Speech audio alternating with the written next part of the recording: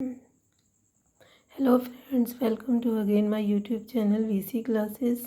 Today I am going to teach you the chapter Lost Spring. Yesterday I taught you the rest part of this lesson. So let's start the lesson. कल हमने आपको इसका बाकी का भाग पढ़ाया था लॉस्ट स्प्रिंग का। मैंने आपको बताया था कि लॉस्ट स्प्रिंग का मीनिंग यहाँ पे क्या है कि यहाँ पे बच्चों के बचपन से इसका मीनिंग है लॉस्ट स्प्रिंग कि उनका जो बचपन था वो किन कामों में किन कामों में व्यतीत हो रहा था, यानी कि वो जो लोग थे उनकी वो पिछड़ी हुई पृष्ठभूमि से थे, उन बच्चों के बारे में यहाँ पे बात हो रही है। तो राइटर जो है हमें आगे में इसी बच्चों के बारे में बताते हुए बताती है कि unaware of what his name represents. जैसा कि जब राइटर ने उसमें से एक बच्चे का नाम पूछा था कि तुम्हारा क्या नाम है, तो वो अपना नाम साहिब आलम बताता है, लेकिन वो इस बात शब्द का मीनिंग नहीं जानता था कि इस शब्द का मीनिंग क्या होता है। इस शब्द का हमें साहिब आलम का मीनिंग होता है लॉर्ड ऑफ द यूनिवर्स, कि संसार का स्वामी। He would have a hard time believing it, और इस बात पे यकीन करने के लिए उसको बड़ा कठिन काम लग रहा था। Unaware of what his name represents, इस बात से अनजान कि उसके नाम से क्या प्रस्तुत होता है। He roams the streets with his friends, वो अपने दोस्तों के साथ गली में घूमता है। An army of bare foot boys who appear like the morning birds and disappear at noon, और उसके साथ कई सारे लड़के हैं, तो वो जो लड़के हैं उसको यहाँ पे राइटर कह रही हैं N army of bare foot boys, कि नंगे पैर लड़कों की एक सेना। वो जो बच्चे थे वो नंगे पैर होते थे। Who appear like the morning birds and disappear at noon, और वो जो बच्चे थे वो एक साथ जब वो दिखाई पड़ते थे तो वैसे लगते थे जैसे कि मॉर्निंग बर्ड्स, यानी कि सुबह प्रभात की चिड़ियों की तरह वो दिखाई देते हैं। एंड डिसअपीयर एट नून, और दोपहर के समय वो गायब हो जाते हैं। ओवर द मंथ्स, और महीनों तक I have come to recognise each of them, वो राइटर जो है वो प्रत्येक को पहचानने लगी हैं। Why aren't you wearing chappals I ask one, तो उन लोग बच्चों के जो ग्रुप है वो सेना है उसमें से राइटर एक से पूछती है कि तुमने चप्पल क्यों नहीं पहन रखी है, तुम चप्पल क्यों नहीं पहनते हो। My mother did not bring them down from the safe, he answer simply, वो बड़े ही सिंपल तरीके से उत्तर देता है कि मेरी जो मदर है वो मुझे उन चप्पलों को सेफ से उतार कर नहीं देती हैं। Even if she did he will throw them off ads another, तो तभी दूसरा बच्चा एकदम बीच में से बोल पड़ता है कि यदि उसकी मदर उसको उतार के भी दे देंगी तो वह उनको फेंक देगा।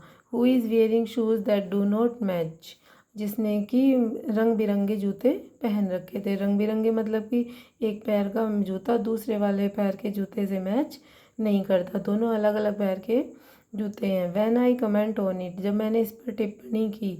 ही shuffles his feet and says nothing, वो अपने पैरों को हिलाता है और कुछ नहीं कहता। आई वॉन्ट शूज़, मैं जूते चाहता हूँ। सेज अ थर्ड बॉय, उन्हीं में से एक तीसरा लड़का कहता है कि मुझे जूते चाहिए। Who has never owned a pair all his life, जिसने अपने जीवन में कभी भी उसको एक जोड़ी जूते नहीं मिले थे। Travelling across the country I have seen children walking barefoot in cities on village roads, तो राइटर कहती हैं कि वो देश भर में घूमते हुए यात्रा करते हुए मैंने नंगे पैर घूमते हुए बच्चों को देखा था। इन शहरों में देखा है, शहरों में गांव की सड़कों पर नंगे पैर बच्चों को घूमते हुए देखा है। It is not lack of money, और यह कोई धन की कमी नहीं है बल्कि a tradition to stay barefoot, एक रिवाज है, एक परंपरा है नंगे पैर रहने की। इज़ वन एक्सप्लेनेशन, एक बच्चे ने उसमें से बताया। I wonder if this is only an excuse to explain away a perpetual state of poverty, मैं चकित हो जाती हूँ कि यदि this is only an excuse to explain away a perpetual state of poverty, यानी कि निरंतर बने रहने वाली गरीबी की स्थिति को से बचने का एक बहाना ये भी हो सकता है, ऐसा सोच के वो थोड़ा सरप्राइज हो जाती हैं। I remember a story a man from